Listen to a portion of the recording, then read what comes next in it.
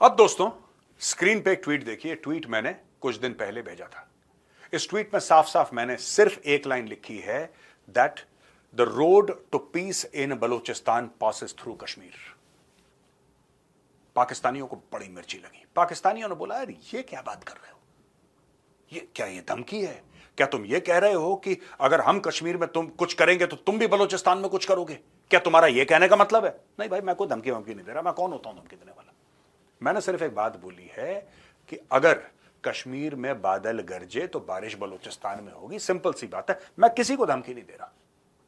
मेरा भी वैसे वायलेंस से कोई लेना देना तो है नहीं, पर मैं एक बात समझा रहा हूं, अगर समझ लो। ये बात नहीं समझे दोस्तों। आपको पता है क्या हुआ बलूचिस्तान में? पाकिस्तानी फौज की गाड़ियां जा रही थी। वहां पे घात लगा के बैठा था बलोच लिबरेशन आर्मी का एक ग्रुप। उन्होंने जमीन के नीचे आईडी लगाई। जैसे ही पाकिस्तानी फौज की गाड़ी ऊपर से गई, बटन दबाया, गाड़ी उड़ी। 10 पाकिस्तानी फौजी खत्म। 10 पाकिस्तानी फौजी खत्म। और मैं ये कहना चाहता हूं कि मैं चाहता हूं पूरी दुनिया में सुख शांति हो। मैं चाहता हूं पाकिस्तान में भी सुख शांति हो। मैं चाहता हूं भारत में भी सुख शांति हो। हर जगह पीस हो दुनिया में। मैं यही चाहता हूं सच में। लेकिन शायद बलूचिस्तान के लोग कुछ और चाहते हैं। शायद बीएलए कुछ और चाहता है। अब बीएलए वो तो नहीं चाह सकता ना जो मैं चाहता हूं। तो मैं तो सुख शांति चाहता हूं। पर ध्यान रखना, और पाकिस्तानियों, ये जो ट्वीट है ना मेरा, इसको अपने माथे पे टैटू कर लेना कि जब सवेरे उठ के बाथरूम के शीशे में अपनी शक्ल देखो ना, तुम्हें यह पता होना चाहिए कि the road to peace in Balochistan passes through Kashmir. याद रखना, this tweet will haunt you. ये मैंने बहुत पहले बोल दिया था, और ये बार बार होगा, बार बार होगा, बार बार होगा। और हर बार जब होगा, मेरा ये ट्वीट सच साबित होगा। दोस्तों, पहलगाम अटैक में जो 5 टेररिस्ट थे, उनका घर उड़ा दिया। बम लगाया, उनका घर उड़ा दिया। और ये बहुत अच्छा करा।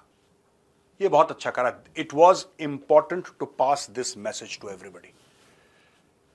उड़ा देंगे बम से तुम्हारा घर। ये मत कहना कि अब हमारा परिवार कहां पे रहेगा। क्या कोई कहीं नहीं रहेगा? कोई कहीं नहीं रहेगा। तुम्हारी जिम्मेदारी है, तुम्हारी रिस्पॉन्सिबिलिटी। ये नहीं हो सकता कि तुम्हारे घर का एक बंदा हथियार लेके निर्दोष लोगों की हत्या करे और तुम बोलो मेरा घर कहां है। कहीं नहीं है, एड्रेस मिटा दिया। I congratulate the government on this step. जो ऐसा काम देश विरोधी करे, वो कहीं पर भी हो, उड़ा दो, घर उड़ा दो उसका, खत्म कर दो जमीन से उसका घर। और अच्छा हुआ बम से उड़ाया। अगर नॉर्मल जेसीबी आता ना, तो लोगों को लगता कि इलीगल कंस्ट्रक्शन है। लोगों को लगता कि इसलिए घर तोड़ रहे हैं क्योंकि गलत बना दिया है। गलत नहीं बनाया, रहने वाला गलत था। बम से उड़ा दिया पूरा घर। एक नहीं, 5-5 घर उड़ा दिया। And this should be the new normal. जो कहीं ऐसी देश विरोधी गतिविधि करे, जो गद्दार निकले। मैंने बहुत पहले बोला था दोस्तों। मैंने जुलाई 2016 में एक बात बोली थी, और आज मुझे वही मेरा वो पुराना जो मैंने बोला था न्यूज स्टूडियो में, वो सेंटेंस, वो वाक्य आज मुझे याद है। गद्दारी की सजा मौत होती है। कितनी भी दूर भाग लो, जमीन कम पड़ जाएगी। राष्ट्रीय राइफल्स तुम्हारा पीछा नहीं छोड़ेगी। वो पूरी तरीके से तुम्हारे पीछे पड़े। उस समय यह मत कहना कि साहब हम हथियार डाल रहे हैं। We want to surrender. अब कोई दया, माफी, भीख, इन सब का कोई स्कोप नहीं है। The RR is tracking you. Your days are numbered. मैं एक और चीज कहना चाहता हूं, और यह मेरा सरकार से एक रिक्वेस्ट है। आप लोग ये कहते हैं कि आतंकवाद का कोई धर्म, कोई मजहब नहीं होता। चलिए मैं मान लेता हूं, आप कहते हैं, मैं आपकी बात मानता हूं। इसका मतलब जो आतंकवादी हैं, उनका कोई मजहब नहीं है। चाहे उन्होंने एक एक करके, चुन चुन करके हिंदुओं को मारा हो, ये पूछ के कि क्या तुम हिंदू हो, कलमा पढ़ के बताओ। एक एक करके मारा ना। हम फिर भी मान लेते हैं कि उनका कोई मजहब नहीं है। चलो आपने बोल दिया, हमने मान लिया। टेररिज्म हैज नो रिलीजन, हमने मान लिया। अब मैं एक बात कहना चाहता हूं, मैं सरकार को एक सजेशन देना चाहता हूं। उन आतंकवादियों को आप दफनाओ मत। उनका तो मजहब है ही नहीं। उनको जलाओ, उनको जलाओ। ये जन्नत की फिराक में ये करते हैं ना ये सब, कि हमें जन्नत मिलेगी, 72 हूरें मिलेंगी, ये मिलेगा, वो मिलेगा, ऐसा होगा। ये सब जन्नत के चक्कर में हो रहा है भाई।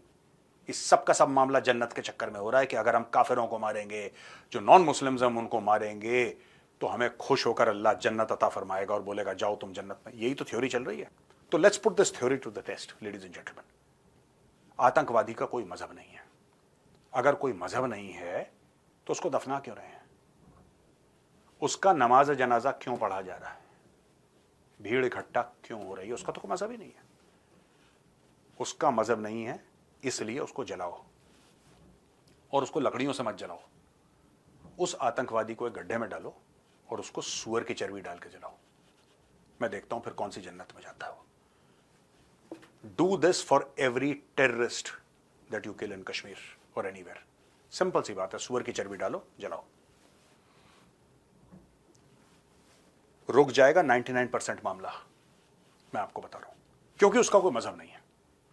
अगर कोई मौलवी मौलाना बोल दे कि ये मुस्लिम है, ठीक है, फिर उसका नमाज जनाजा भी होना चाहिए और बाइज्जत उसको आप बैरी भी करें, चाहे वो टेररिस्ट था, उसने कुछ भी करा हो। लेकिन इसके लिए, इस चीज के लिए, इस फैसिलिटी के लिए, इस लास्ट राइट्स के लिए आपको यह मानना पड़ेगा कि उसका मजहब, अगर आप कहते हैं उसका मजहब नहीं है, आतंकवाद को कोई मजहब नहीं है, तो फिर फौज को यह आदेश दिया जाए, राष्ट्रीय राइफल्स को आदेश दिया जाए कि उसको गड्ढे में डालो, सूअर की चर्बी डालो और फूंक दो उसको। मर तो गया वो, ठीक है, वही उसकी जन्नत है सूअर के साथ। दिस यू मस्ट डू अगर आप चाहते हैं कंट्रोल करें। ये अच्छा बन के कि उसके घर में पहुंच गए, और ये मैं फौज से भी कहूंगा, इंडियन आर्मी साहब, ये सब बंद करो। The people of the country has lost patience. I know you are trying to be decent, I know you are trying to be decent, but the other side is not trying to be decent, so you please stop being decent about it. बुरा लगता है भीड़ को तो बुरा लगे। भीड़ को ज्यादा बुरा यह लगना चाहिए कि 28 लोग आए थे कश्मीर में क्योंकि उन्होंने मेहमान नवाजी के किस्से सुने थे। बुरा इसका लगना चाहिए कि वो 28 लोग आए, अपने परिवारजनों के साथ, को बोला ठीक है भाई कोई बात नहीं, कुछ पैसे इकट्ठा करें, चलो कश्मीर घूम कर आते हैं। दिल्ली में गर्मी हो रही है, दिल्ली में गर्मी है, बंगाल में गर्मी है, कर्नाटक में गर्मी है, मौसम अच्छा नहीं है, चलो कश्मीर चलते हैं, बहुत सुंदर जगह है। 28 डेड बॉडीज वापस आई हैं वहां से, और यहां पे लोग बोलने की कोशिश कर रहे हैं कि नहीं नहीं नहीं, घर मत तोड़ो, नहीं नहीं ऐसा मत करना। If it has no religion then I want those terrorist burned, you know, when they die, their last rites should be using the fat of a pig. Let them burn. That is the only punishment for them. दोस्तों, वहां पे US की DNI, director of national intelligence, Tulsi Gabbard, who controls all the intelligence agencies of the United States, उन्होंने भारत को अपना समर्थन दिया है, बोला है कि मैं बिल्कुल भारत के साथ खड़ी हूं, और जो भारत परपेट्रेटर्स को पनिशमेंट देगा, when India punishes the perpetrators of this dastardly terror attack, I am with India. आप बिल्कुल बढ़िया कर रहे हैं, करिए, ठोकिए इनको। दुनिया दोस्तों इस्लामिस्ट टेरर से इतना परेशान हो गई है, इतना परेशान हो गई है कि अब लोग कह रहे हैं कि खुल के काम करो। आज वो देश जो नेतन्याहू को कहते थे कि यार तुम गलत कर रहे हो, तुमने बहुत ज्यादा कर दिया, आज वो कहते हैं कि भाई तूने बिल्कुल ठीक करा। मैं तो डे 1 से कह रहा हूं ठीक करा यार, मैं डे 1 से कह रहा हूं ठीक करा नेतन्याहू ने। मैं तो कह रहा हूं 1000 बम और मारो गाजा के ऊपर। जब तक बम मारो गाजा पे, तब तक बम मारो जब तक दुनिया में बम खत्म हो जाए, फिर दोबारा बनाने पड़ा। मारते रहो, वहां पे गड्ढा कर दो, वहां पे इतना बड़ा गड्ढा कर दो कि जब बारिश हो तो वहां पे तालाब बन जाए। ये ऐसे मानने नहीं वाले भाई, ये ऐसे सुधरने नहीं वाले। वहां पे दोस्तों ईरान कह रहा है कि जो इंडिया और पाकिस्तान के बीच में जो ये टेंशन्स हैं, हम अपना किरदार अदा करना चाहते हैं, हम इन दोनों के बीच में शांति चाहते हैं। We want peace between India and Pakistan and we can talk to both of them. Just shut up, बंद करो अपना गंदा गलीज मुंह। तुम लोग सबसे बड़े टेररिस्ट हो। I am talking to the Iranian regime. तुम सबसे बड़े दुनिया में टेररिस्ट हो। हमास तुमने पैदा करा, हिजबुल्लाह तुमने पैदा करा, हूती तुमने पैदा करे, और जब भी मौका लगता है तुम पाकिस्तान के साथ खड़े रहते हो।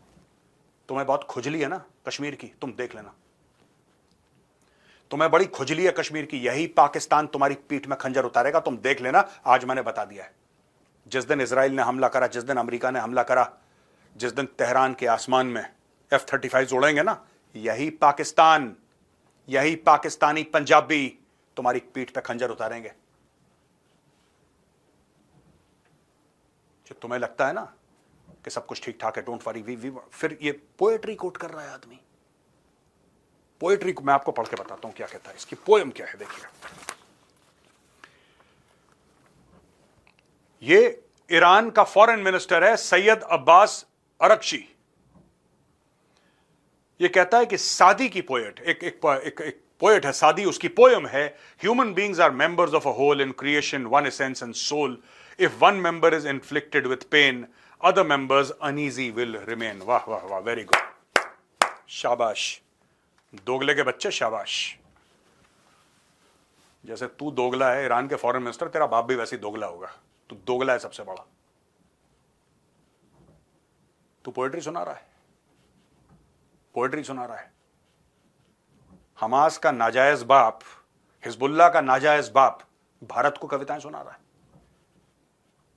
आज की तारीख में जो लोग पाकिस्तान की तरफ से बोलते हैं कि कश्मीर में जो जिहाद हो रहा है बिल्कुल ठीक है, वो भारत को नसीहत दे रहे हैं। दो कौड़ी की औकात है तुम्हारी। वक्त आने दो बेटा, तुम्हें भी टाइट करेंगे। सबकी बैटिंग आती है, जिंदगी है ना, जिंदगी क्रिकेट का मैच होता है, सबकी बैटिंग आती है। तुमने बहुत बैटिंग कर ली, जिस दिन हमारी आएगी ना, मैं बता रहा हूं, जो तुम सोच रहे हो तुम्हारी टीम से खेल रहा है पाकिस्तान, क्योंकि 80 भी मुसलमान थे, 83 भी मुसलमान, यही पाकिस्तान, ये मीर जाफरों का मुल्क है, वहां पे 25 करोड़ मीर जाफर हैं। इस सबसे पहले तुम्हारी पीठ पे खंजर उतारेंगे। उस दिन ये गौरव आर्या नोएडा में बैठ के तालियां बजाएगा, वेरी गुड, शाबाश, वेल डन। देखते हैं। और दोस्तों, फिर पाकिस्तान ने अपनी औकात दिखा दी है। गिरा घटिया दो कौड़ी का मुल्क, उसने अपनी औकात दिखा दी दोस्तों। कर्नल तैमूर राहत, जो कि लंदन के इनके एम्बेसी में पोस्टेड है, 500 की भीड़ गई वहां पे। उसमें हिंदू भी थे, उसमें यहूदी भी थे, और सब लोगों ने बोला कि पहलगाम में क्या हो गया, पीसफुली प्रोटेस्ट कर रहे थे। यह आदमी आता है और सबके सामने गला काटने का संदेश करता है कि मैं तुम्हारा गला काट दूंगा। और जब ये लोग प्रोटेस्ट कर रहे हैं कि ऐसा क्यों करा, तो वहां पे सेलिब्रेशन का म्यूजिक प्ले करा जा रहा है कि देखो पहलगाम में जो हुआ ना बहुत अच्छा हुआ, देखो हम खुशियां मना रहे हैं। आपने सुना था ना यहां पे पाकिस्तान हाई कमीशन, जिस दिन पहलगाम हुआ, इन लोगों ने केक ऑर्डर करे थे, सुना है आपने? इन्होंने केक ऑर्डर करे थे, they were feeling happy, they were celebrating.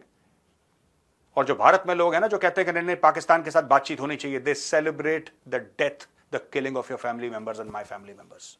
This is Pakistan for you. तुम खा लो बेटा जितना केक तुम्हारा बाकी है, तुम खाओ केक, और हम तुम्हारे मुल्क का बनाएंगे हलवा, तुम देखते रहना। मैं मोदी जी से सिर्फ हाथ जोड़ के एक विनती करता हूं, मोदी जी आपको जितना टाइम लेना है आप ले लीजिए, कोई बात नहीं, तैयारी में वक्त लगता है। लेकिन मोदी जी एक मेरी विनती जो है वो आप कबूल कीजिए, एक विनती मेरी हाथ जोड़ के, 13वीं से पहले, सिर्फ इतना ही कहूंगा मोदी जी, 13वीं से पहले, उसके बाद नहीं। कभी इतना गुस्सा नहीं आया, पुलवामा में बुरा लगा, कभी इतना गुस्सा नहीं आया। उड़ी 26/11 बहुत देखा है, कभी इतना गुस्सा नहीं आया। कलमा पढ़ के बताओ, हिंदू हो, पैंट खोल, कभी इतना गुस्सा नहीं आया। इसका हिसाब चाहिए हर एक हिंदुस्तानी को, ठीक है। आखिरी में बस मैं एक बात कहना चाहता हूं, और ये बात मेरे दिल से निकली है। जिस दिन आसिम मुनीर पकड़ में आ गया, इंडियन फोर्सेस को मैं कहता हूं कि उसके गर्दन में ना कुत्ते का पट्टा डालना, और आसिम मुनीर को सामने खड़े होकर सिर्फ एक बात बोलना कि सुन बेटे, अब जरा हमें सुना, महामृत्युंजय मंत्र सुना। बस आज मैं इतना ही कहूंगा। जय हिंद, वंदे मातरम, भारत माता की जय।